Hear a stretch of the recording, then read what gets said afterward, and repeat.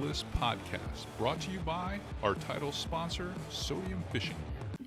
Welcome, everybody. We're back with our Flats Class Podcast. This is the Blacklist Podcast that is brought to you by Sodium Fishing Gear. If you're looking for fishing tackle, I encourage you to go to sodiumusa.com. Today's guest is Mr. Paul Payne. Now, Paul and I have been friends for a long time. Paul is the founder and president of Power Pux Get Connected. It is a quick release powered puck for your trolling motor. No more plugs anymore. No more plugs. No more plugs. Man, that brings up an awful lot of questions right off the bat. So someone could see this and they're like, well, still, you got to plug it in somewhere. Do they really understand that the plug is the puck? It's the quick release plate. The quick release plate is the actual plug. Correct. Yeah. The puck has two wires that disappear underneath it. You don't see it. They go straight underneath the deck, back to the batteries, wire in. So that is a power source. You slide that trolling motor up onto that quick release puck, and as soon as it slides on, it's powered up. It's ready to go. And when you want to disconnect it, you just pull the pin out, just like you would on any normal quick release plate, and slide the trolling motor off, and you're disconnected. And you're walking back to the house with it to store it away or wherever you're gonna put it. Whether you want to move it along somewhere else in the boat, because we actually did a YouTube video on the entire versatility of this product, because it's a lot bigger than what you think it is. You're like, well, what's so special about that? Until you see it, until you realize that now there's gonna be any corrosion. There's not going to be any issues with power cords. So you don't got to worry about the plug. You don't have to worry about the plug, the socket that it plugs into. You're not getting any impingement on the wire itself. There's no safety issues. You've basically taken out a lot of the troubleshooting stuff that typically plagues trolling motors and creates amperage issues and things like that. Yes. You've reduced all of that to nothing, and it's a secure way to mount the trolling motor on the boat or in the back of your truck or wherever you need it, so that it can't be stolen or it rides safely. I mean, there's a lot of benefits and features to the Power Pux. And today when we shot the YouTube, it wasn't just an infomercial about Power Pux, because I think Power Pux is going to pretty much, in my opinion, change the way people think about trolling motors, because they're not ugly anymore. They're all going to look clean. But we also, during the YouTube video, we talked about just smart usage of the trolling motor itself, how to maintain it. Some of the pitfalls, and you were talking about battery maintenance. Some of those. I'll let you talk to some of that stuff that people don't understand about the sulfates that really change the game with your batteries. But you did a beautiful explanation today on the boat. Thank you. Yeah, that's one of the common problems that people run into when it comes to using your trolling motor and keeping the batteries healthy. And one of the things that I don't think a lot of people understand is if you put a battery away half empty or partially uncharged, that those uncharged portions of the cells are exposed to sulfate buildup, and that can make them unchargeable. And your battery charger will tell you that it's at 100%, and you'll think you're good to go. But if there was 20% of those cells that were left to collect sulfate buildup over time, that didn't take a charge, and you're not going to have the battery life that you're going to. Yeah, your runtime is drastically reduced. And we've all been guilty of this at one time or another as boat owners. You're in a hurry. You don't have time. You're late for something. You get in from fishing. You just spray the boat down as fast as you can, grab your gear, put it in your garage or your shop or your boat barn or whatever, and then you do not plug the batteries in. You don't charge those batteries, and you'll think, I'll get to it later. Well, then you realize that you didn't do it, and you try to plug them in the day before, the night before you're going to use it the next time, and that is one of the biggest, I guess, in my opinion, bugaboos that you should never do, because it really costs you. I mean, there's enough things that can go wrong with a trolling motor, and it can actually damage the boards in the trolling motor to a point. If they're not getting the right power or there's an interruption or whatever, then you've got a trolling motor that has to be taken to a shop and repaired. And we all know that story right now. If you take one in, you're not seeing it for 8 to 12 weeks probably before you get it back. Yeah, because that's where we're at in today's real world with supply chain issues and whatnot, just trying to get boards and things like that. So yeah, take care of the batteries. That's where everything begins when it comes to an electric motor of any kind. I mean, your batteries are your foundation. Your power Just source. make sure they're always, use a trickle charger, and they will monitor the batteries and keep them healthy, and they'll always be ready for you when you're ready for them. That's right. They'll always leak power to them. I do it. I have a power pole charge on my Marquesa. And as soon as I'm done washing everything, I just slide it back in the barn and I just plug right into the power pole charge, and it tells me what all the batteries in the boat are doing. Mm-hmm. Knows what my house batteries are doing, knows what my 2 trolling motor batteries are doing, and it distributes power, in such a way that they're all filling up nice and level at the same time.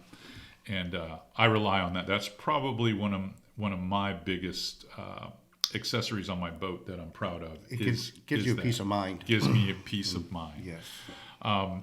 We also talked a lot about use of the Power Pux today in regards to the trolling motor, because we're talking how to fish it. A lot of people know me as a push pole guide. I've always been a push pole guide, and I always will be a push pole guide. But there are times, hey, when would you use a trolling motor? Today was a perfect example. We ran up to Gulf Hammock. We got in the Waukesasa River. We had some strong outgoing water, plus the natural flow of the river going out. Fished some deeper zones and needed a trolling motor to really be able to fish effectively. And what we did is we ran down tide, turned the nose of the boat, the bow of the boat, into the tide, and then we just used the friction of the tide with the trolling motor to creep up shorelines and make casts. And we caught some, a few snook, and we caught, eventually a trout on the outside. We didn't get the fish very long, but the time that we had was very effective because of the trolling motor. We were able to focus more on the fishing. Yes, instead of boat control the whole time. Yes. Another question that I'm asked very frequently, whether it's in live fishing schools or if I'm getting this asked on some of my online courses, and just questions in general I get from avid anglers. I'm not a push pole guy. I'm getting a little older now. I don't want to be up there. I just want to run my trolling motor. How do I use my trolling motor on the flats or in the backcountry? And the smart answer there for me to give them is you got to understand what makes your trolling motor efficient. It has to have enough water above it and below it to be able to pull your skiff along, depending on tide and wind and things like that. If you're in stronger tide or if you're in stronger wind, you're going to need a little bit more depth, because you're going to have to give it a little bit more oomph, more power. And to do that, it's going to pull the water from the surface or pull the water, the sand and the mud and the grass from the bottom. Right. And it's going to create a lot of noise, and it's going to make fishing tough. So my rule of thumb is 18 to 24 inches is perfect for running a trolling motor, especially in challenging conditions. Or deeper. Deeper is better. And you can be very, very effective. When you're fishing super skinny water, you can run it on some of the lowest speeds. I'm talking like 2. Yeah. 2.5. That's it. Or lower. And you can probably run it in maybe a foot of water that slow without having that cavitation on the surface or some negative impact, making noise, hitting turtle grass or eel grass, making noise, and still be successful. So you can get the benefit of your skiff that way without having to push pole it. Now, I myself, when I'm on the Marquesa, I don't have a trolling motor yet on the Eldora. I'm considering getting one of those little lithium batteries and putting a 12 volt on there now that I have this, because it's clean. It looks good. But if I'm in my Marquesa and I pull all the way to the back of the creek or if I pull all the way up into a bight like I would in Everglades National Park, and the wind is helping me get back there and everything, but now I got to come back out, and I can't run out with the big motor. It is nice to be able to hit the deploy button, boom, trolling motor goes down, and turn that thing on 6 or 7 and just trek straight out and save my shoulders. Yeah, take a lot of the pulling out of it. And my hips, and takes the pulling out and saves my stamina so that I can pull the next bite. Yes. So I do see the need for electric trolling motors in my game. There's definitely a use for them, for sure. And especially with my bigger skiff, it makes perfect sense. With my little skiff, I'd just be doing it just to do it. Yeah. And I noticed you today just using the spot lock feature a lot when you do get a fish in the boat or you're occupied with something else. Just hit that spot lock. Your boat's not moving anywhere. That's right. And that's a very common reason for people who want to get into these GPS guided. Yeah, the handheld remote trolling motors. Power Pul's coming out with their new Move. That one should be available summer of 2022 or fall of 2022. I promise it really will be available. I have very good sources that say it will absolutely be available then. But that's going to be a very powerful, very quiet, very diminutive foot on that trolling motor that's going to make a lot of guys rethink buying a trolling motor, for sure. I've heard a lot of great things about it. It's going to be, anticipation is killing me. Yeah, there's not going to be a lot of heat generated from this. It's going to make batteries last longer. And having it direct hookup with something like a Power Pux makes perfect sense to me, and that's what I'll be doing with the version that I get. So all those things considered, I mean, I see me maybe having 2 trolling motors as of the late 2022, and it will be nice to be able to mate those up with the Pux here that you've come up with. Now, in part 2 that we're going to do here in a little bit, I'll probably go into, how you and I met and some of the things, your history on how all this was invented. But I really want to still focus on how we fished today with this thing, because, you look at it, and I have clients get on my boat and they'll go, "Did you get a new trolling motor for this boat?" And I go, "Well, typically I don't have a trolling motor on it, but yes, I have a trolling motor on it now." He goes, "What kind of trolling motor?" I go, "The name's on it right now. You can see the name's on it." Yeah. But they're trying to figure out how I wired it to get it to do that, because in the past these cords had to be draped over the deck because we were always trying to take that plug, and hide it on the bulkhead or up underneath the gunnel part of the deck in a corner so that it would be the least impacted from sea, water, and things like that, and it would last longer. And yet we still would pack. We would have the male end loaded up with dielectric grease. We'd pack in the dielectric grease on the back and front of the other, and then we had to do it on a maintenance schedule to make sure that our connection was good, we weren't getting any green corrosion, it wasn't affecting the trolling motor itself.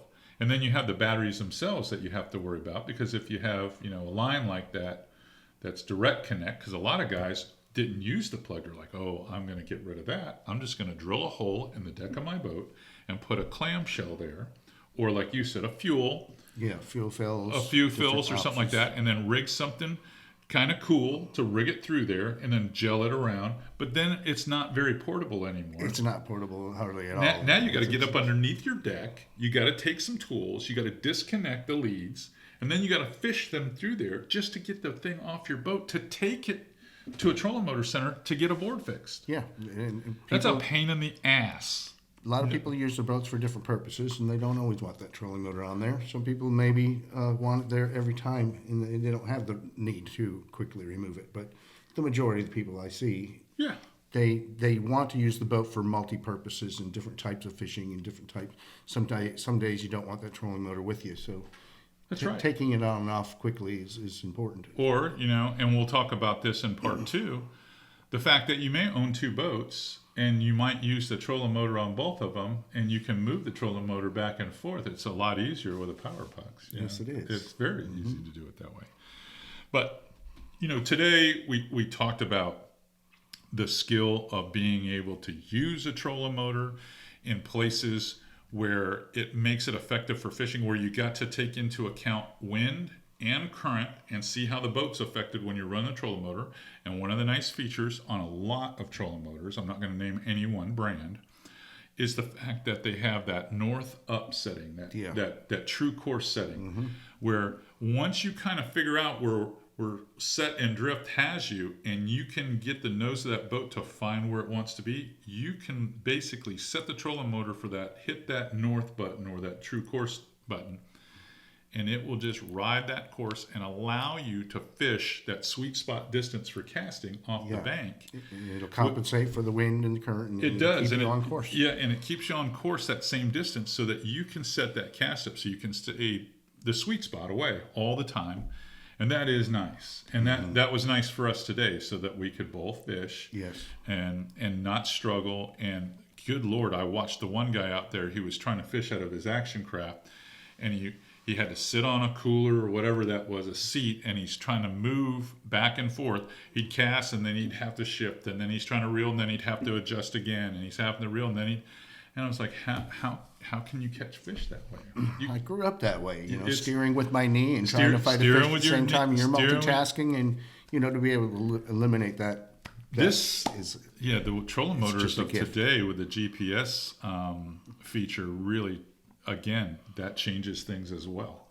It really does. It can take you to different spots, right?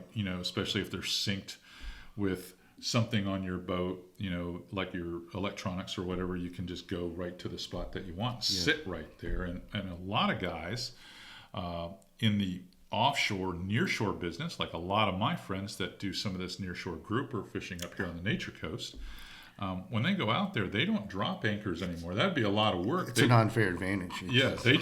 They ride up to the spot, deploy that trolling motor, set that anchor lock button, and they can stay exactly where they need to stay to get their chum or whatever down to that set of rocks or that old shrimp boat wreck. And they can sit there and effectively pick those fish off. On the case where we are over on the East Coast, we're talking about 27 fathoms and 250 foot of water, whatever. Yeah. That's over 350 foot of anchor rope trying to play the wind and the current, and you're never going to end up back where the fish were. And storing it and everything. This makes that, between using that and using the electronics on the boat, I have side vision and down vision with Raymarine. It's like I can get exactly where I want to be, spot lock it. I was like, we just passed the tarpon, and then we can spot lock here and then fall back to them. Yeah. And catch them, drifting a crab down to them with a split shot on it, and we can get hookup after hookup after hookup. It's an unfair advantage for sure. I'd have to say. I'm looking at my time here. It looks like the first half is over for you and I. I'm anxious to get to the second half, but we got to pay a few bills in the meantime. So, okay. But when we come back, we'll talk more with Paul Payne from Power Pux. You are watching the Sodium Fishing Gear sponsored podcast for Flats Class, the Blacklist Podcast. All right. Looking forward to it.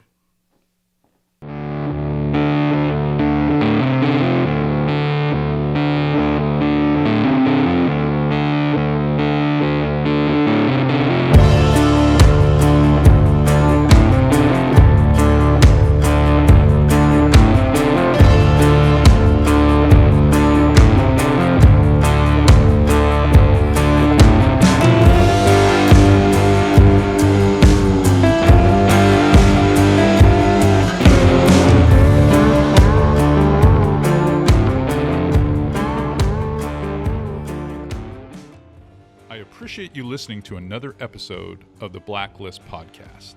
Be sure to check out our sponsor, Sodium Fishing Gear, at sodiumusa.com. Oh, after a short break, we're back. All right. We're back with the Flats Class Podcast, the Blacklist Podcast here that airs on Waypoint TV and a number of other affiliates that we have. And it's brought to you by Sodium Fishing Gear. the one and only stop you need to buy rods, reels, any tackle. If they don't have it, stop looking. That's what I always like to say.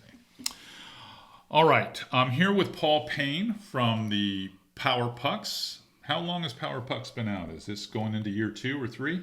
Power Pux has been available for 2 years now. Okay. We started up, right before COVID. That's right.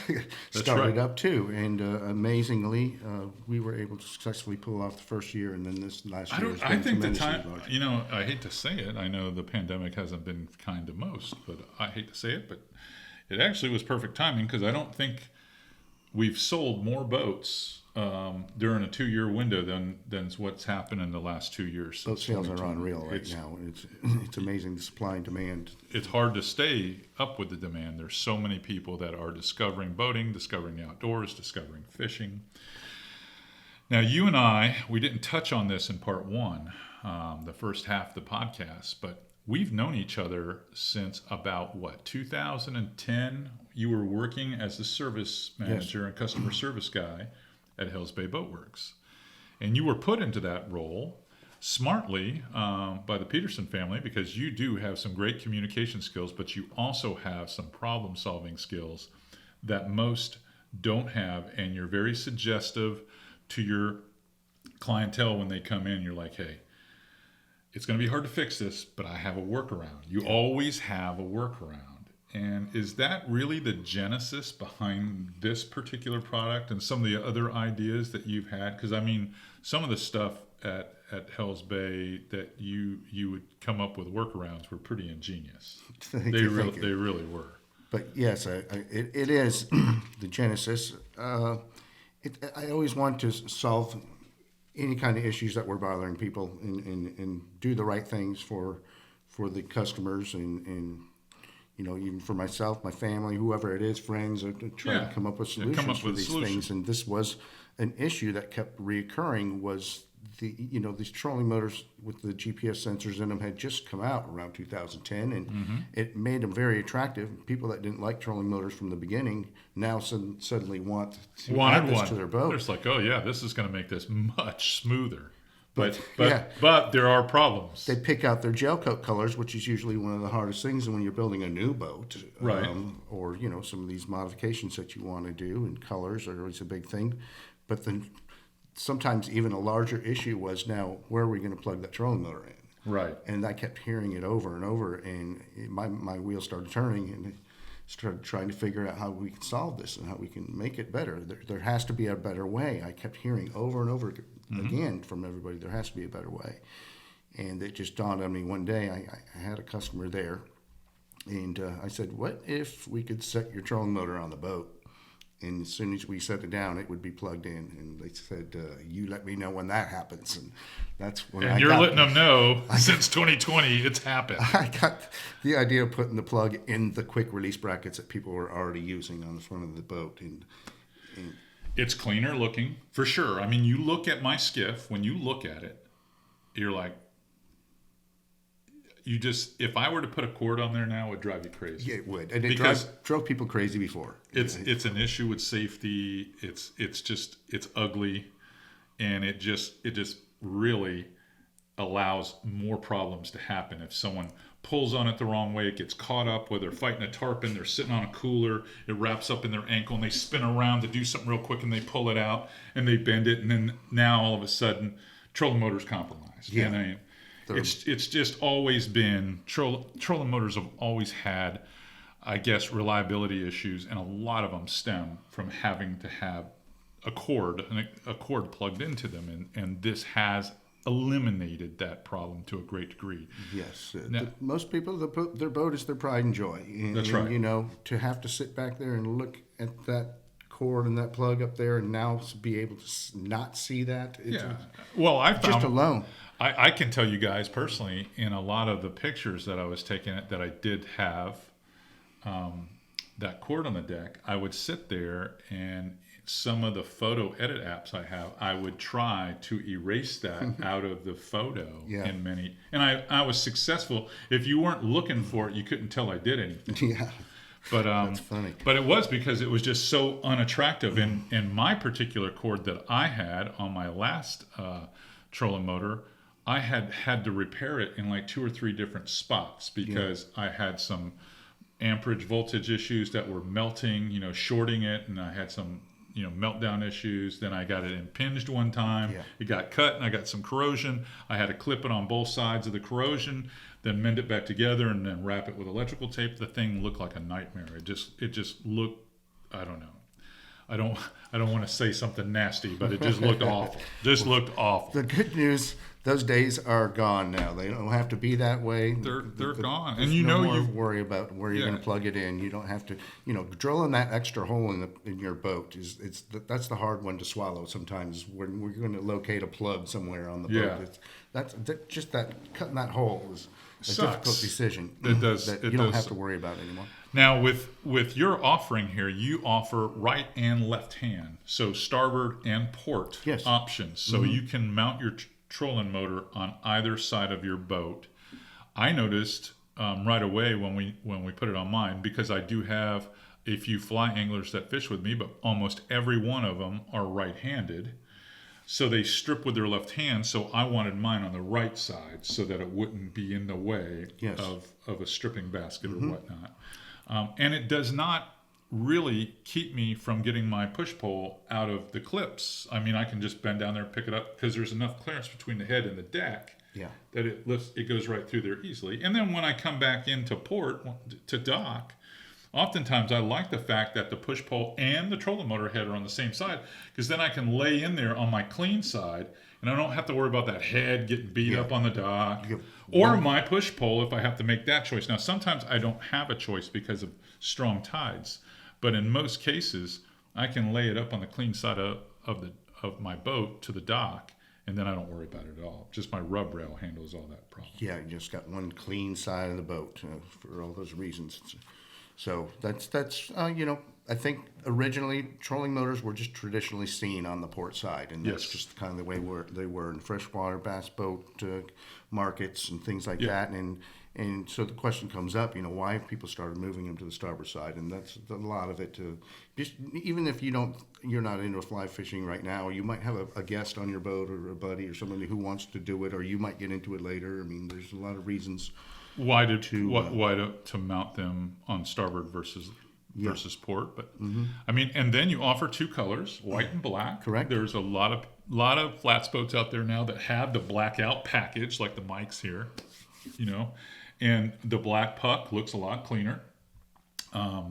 It complements a lot of the stuff, especially because there's more and more guys now. I've noticed in tarpon season that in the past they thought they could get away with the trolling motor being on the bow of the boat, and now they figure that 17, 18, 19 feet of distance when they're working a school of tarpon, especially daisy chainers, they're better off with it being on the back. Every bit helps. The problem with it in the past is that's always been like a permanent deal, but now it doesn't have to be. You can move it to the back and have a second puck on the back, have your trolling motor back there for tarpon season. Yes. And then when you're ready to go back to fishing, your trout, your redfish, your snook, your group or whatever, you can go right back to putting it on the bow of the boat again. Yeah, because you don't have to buy 2 complete brackets. You buy the one bracket. It comes with a puck. You can buy an accessory extra power puck for that reason, for a second location.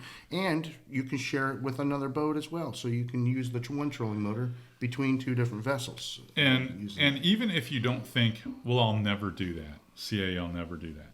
Well, here's something to think about. I fish a lot of little tight creeks. I fish with some of my friends up in Northeast Florida and in Charleston and stuff like that along the low country coast.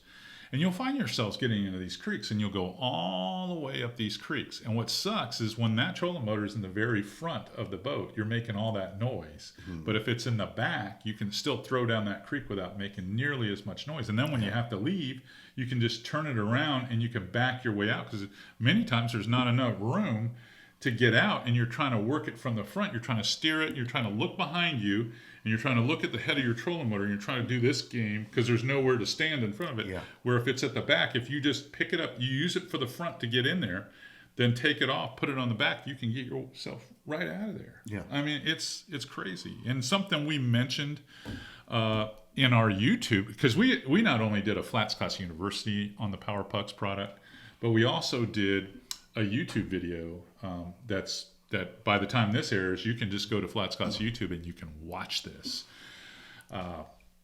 We were out there and we were talking about, I used to be a tournament pro for many, many years.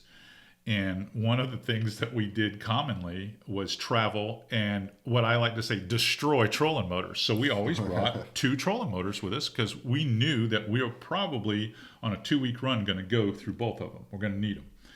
One of the ways that was a smart way to preserve them was we would put a quick release puck on the back that was just not a powered puck because it didn't exist, but we would put it back there across the back or along the back because that's the most stable part of the ride, because oftentimes we're running in 2 and 3 foot seas to run across a big bay to fish the other side. Why would we want the trolling motor up on the front of the boat? Especially if it didn't have a leg underneath it, getting the head beat out of it. Yeah. And then you get there and you find out the board's damaged because you were just reckless. And all you had to do was mount it on the back. And it would have rode over there fine. Then you just unclamp it, go to the front, lock it in, you're done. There's no cords or anything like that with this. Yeah. But you made a great point. What about when you get to the motel, if you're traveling? Yeah. Do you want to leave that trolling motor on your boat? Or do you want to put it in your room? Or do you want to put it in your truck? Because you can put it in your truck, and it's a lot easier if you have one of these storage pucks like that one there. We make a storage puck. You can just slide it into the storage puck in the bed of your truck. It locks in, and in my case, I bring a very robust padlock to lock mine in, and you can't get that off. I mean, you're going to have, even if you show up with a Sawzall with a tungsten blade, you're going to have yourself a good 20 minutes worth of work and a lot of noise. Chances are you're going to get pinched by the man. Yeah. The arc welder's going to draw a lot of attention. Yeah, it's going to draw some attention. But I mean, those pucks are awesome to put in your boat barn, in your garage, or wherever your shop, like I have. Hang it on the wall. Bring your trolling motor in. Just slide it right in. Stick the pin in it. It's out of the way. It's not sitting out there getting blistered. Oh yeah, you got one right here. Here's one right here. You guys can probably see, and just go to powerpux.com and you will see some of the cool ideas that come with this product. Packaging smart, logo smart, and it simply freaking works, man. It's unbelievable how easy this stuff is to use. I mean, it's just. Gosh, it's like a refrigerator magnet, dude. I can't believe someone didn't think of this 20 years ago. Keep it simple, keep it smooth, simple, keep it easy. Keep it simple, stupid. Keep it clean. And mine had been on there for months and months, all the way since tarpon season, where I was taking seas over my bow. And I had no corrosion at all when you looked in there. None. And I was surprised that my dielectric little coating grease that I had in there was, for the most part, kind of evaporated away, but there was no corrosion in there at all. I mean, you don't understand, having a powered plate like that, you'd think that it would get corroded being on the deck, but because where it's positioned and how it's hidden, it really can't ever find water. You've even made some little channels in this so that there's no way water can sit Makes and it puddle. harder for the water to get there. You can't stop water. This thing has we've overachieved our expectations with this a deck with plug. The engineering. Who would ever expect a plug up on a deck to last that long? In the conditions that it's been through. We started right out with commercial fishermen. The pounding it that are out there as many days of the week as they can. Over and over. Mobile Bay, where they get pounded. That's the worst. Waves over the bow. That's the worst place. Galveston Bay got to be the 2 most challenging bays that I've ever ridden across in a boat and said, "Oh, Christ." Nobody's been able to do any damage. The plugs still look like brand new, just like the day they were. No, I think you got a really bulletproof idea, a bulletproof product here, and I think it's going to serve you very well. And I think you're going to go a long way with this. I think it will be ultimately 5 years from now. I think almost anyone, especially marine guys, saltwater guys, if they have a bay boat if they have a nearshore to offshore boat that they're still using trolling motors on, if they have pontoons or anything that is in the marine environment, it may take you a little longer with some of those freshwater boys, but I can tell you, if you like power poles and you like power pole charges, this hasn't got anything to do with it, but you're going to have a power pole trolling motor, and you're going to want this Power Pux on there because it's going to make that thing hum. It's all about power. It's all about power. So this is going to be one of those products that's really going to catch fire, and I know it's going to catch fire because in a short time that I have been associated with the product, I can't tell you how many questions I have to field that say, so tell me more about that Power Pux. Where do you plug it in? I was like, guys, you don't plug the thing in. You just put your trolling motor on the boat and it's done. You're powered ready to up. go. You're finished. Go fishing. Well, on that note, I mean, you're going to start seeing a lot more of these things at the ramps and all over because OEMs, a lot of boat manufacturers throughout the nation are picking these up. Yeah. And you're going to start seeing them coming on new boats. Dealers, we've got a huge dealership group building up with us. And, if your boat manufacturer or your boat dealer isn't using them, tell them you want one and have them put one on. They can get with us real easy. A guy told me, he goes, I really want to do one, but I find it a little price extravagant for me. He goes, it's priced a little higher than I'm willing to reach out and do. It's not that big a deal to me. I go like this. I go, well, let me put it to you this way. The first time you got to take that trolling motor in because you need a new cord, okay, or your batteries are trashed because of the resistance created by impingement in the wire, or you burn the board up, and you're taking that to get something that you wouldn't have had to do if you had a Power Puck, then it more and paid for itself, and then the aggravation of having to deal with just doing it. That's the thing. How do you put a price on that lost fishing time? Time on the water. We don't get enough time on the water anymore. And the time that we do have there, we definitely want everything to work. We want our outboard to work. We want our electronics to work. We want our power pole to work. We want our trolling motor to work. And the way you do that is you buy quality crap the first time. You buy the quality stuff. You buy the good stuff. You pay a little more for it. But in the end, it's less money. Yeah, and we've done some price comparisons, and what I think a lot of people don't realize is by the time you do buy the pre-existing quick release brackets that have been on the market, and you buy one of the better quality plugs that you can trust because you want the best, and then you pay the labor to have that plug installed, you're already up there over the $300, $350, $400 mark. That's right. With labor, for sure, you're that high when you install it, and at that point, it's easy to reach out and just buy the Power Puck. At that point, it's like, well, why not just spend the extra $100 and get the Power Puck and be done with it? And it's a lot simpler. You don't have to locate a plug because they're built into the unit. Now, let's just say, for argument's sake, I'm a guy. I have the old school quick release plate and cord, and now I'm thinking, you know what?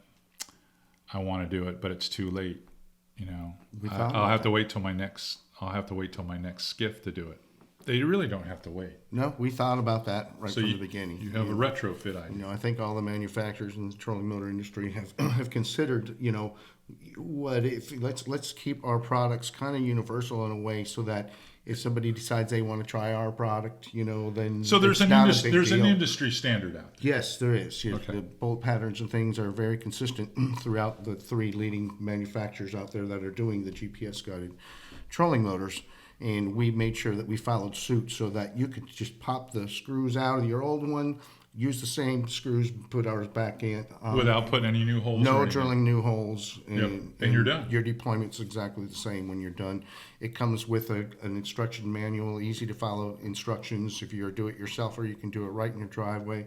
Or we've already picked up about 26 certified installation centers throughout the country, and that's growing every day. So you can look at our website at pwrpux.com and go to our dealers page, and you can see where they are. You can email us and ask us, and we will refer you to a place that can professionally install it for you if that's the way that you want to go. Well, what I love is still when you call the number now, I get you, who I've been dealing with forever for every Hell's Bay question. I would always deal with you. So That's part of the job I like. that's it's a good thing, and I do think you're going to have an awful lot of success with this. I remember when John Oliverio had the power pole, and there were people going, "That's not going to work.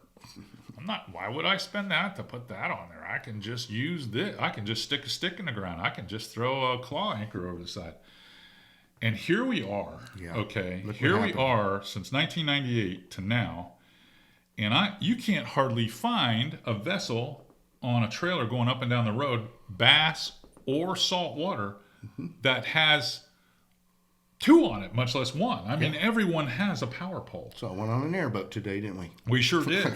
and John's vision for overcoming that stigma, if you will, that it would not be accepted, was just beautiful. He was not going to be denied. He's one of my best friends and one I trust in making a lot of career decisions over time. Yeah. And I can tell you, as being one of the guys that he's counseled, and I understand, how to overcome problems. This product here has a lot fewer problems to overcome because you've thought and you fixed everything right up front. It's been tested for a long time. It's been in the work for 7 years. And it's just ready for people to say, yeah, that's the only way to do it. Yeah. And it will be, I promise you, in 3 or 4 years, cords are gone. Mm-hmm. They're gone forever. They're just gone. Yeah. Who wants, it's like from a cordless phone to, to being tethered to one that you could only walk so far. Hey, come over here and hold it. Right. Those days are over. Those days are over. Mm-hmm. Those days are over. You've made it so simple, so clean, and so, well, trolling motors are more reliable because that's the biggest bitch that I've always had about a trolling. It's like, why do I want a trolling motor? You got to own two. The one's always in the shop. They're always waiting on a part. Every time I go to the trolling motor shop that I go to fixes my reels. I go in there and there's like 25 of them sitting on the floor all the time. I'm looking at them like, I'm so happy I don't deal with this shit anymore. I just don't deal with it. Yeah. Never deal with it. Now, I'm back using trolling motors in scenario fishing, and I know that the opportunity for mine being one of the ones on the floor has greatly been reduced. It has been back now. Because of the Power Pux. Mm-hmm. Good for you. Good idea. Thank you. Hell of an idea. I always like to see a guy like you who I've known before the success came, and to know that you will not change and you are just as driven to make everyone happy as you've ever been. That's always been the You're just goal. a good guy. It's always been the goal. I just want to, if there's any improvements need to be done, I want to find them and always make things better. Yeah, and you didn't listen to your skeptics that said it's never going to work. No. It's going to take too much money. It's going to take too much marketing. All these big brands are going to crush you. They're going to do this to you. They're going to do that to you. And guess what?